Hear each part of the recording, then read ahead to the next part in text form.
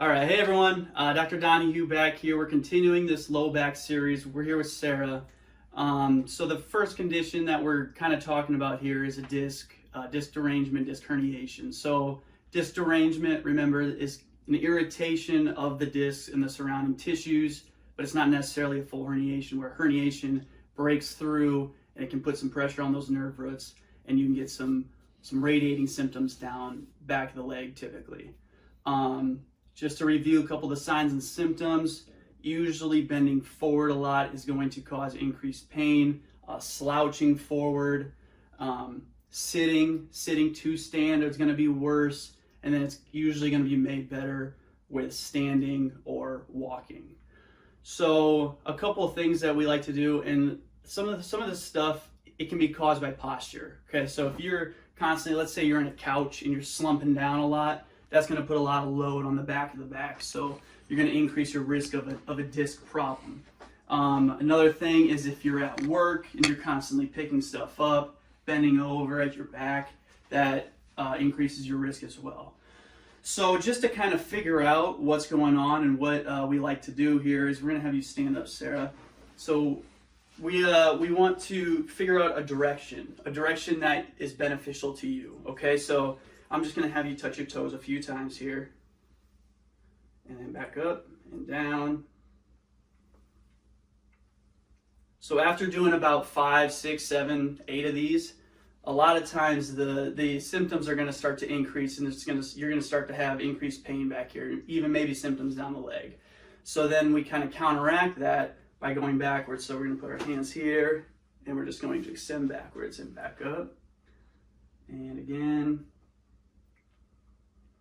So if we can find, if a person is if you're having radiating pain, what we want to see with this radiating pain, you can relax there, is let's say it's in the calf, we want to see it start to come traveling back up over time, and that's called centralization.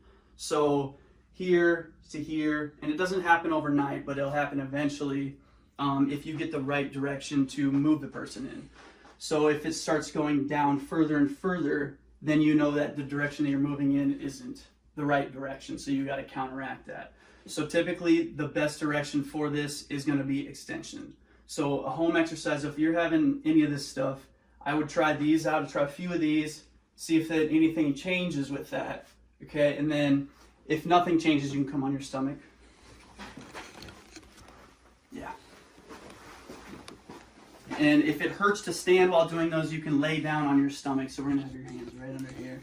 And what we're going to do is just a press up. So you're going to do a few of these, Sarah. So you're going to press your upper body up, leave that pelvis right on the ground. Good. You can do 4, 5, 6 of these. Just going into a little bit of discomfort and then out and in, out. Now, if you're having radiating symptoms down the leg, a good exercise for this is a nerve floss. So let's have you sit on up here. A simple way to do that will be what you're going to, and this is going to be all confirmed from the exam and all that stuff in here, but what you'll want to do here is you're going to bring that leg up and you're going to bring the head back at the same time. And then head back and there. So we're getting that nerve mobilized. We don't want to stretch. We don't want to do any hamstring stretching. And then another thing is fix that posture. So make sure we're sitting up nice, tall and long and tall, and not slouched forward. So if you're having any of these issues, try this out at home. If it gives you any relief, that's awesome. Stay tuned. Next week, we're going to be talking about the next condition, some facet stuff going on, and we'll see you then.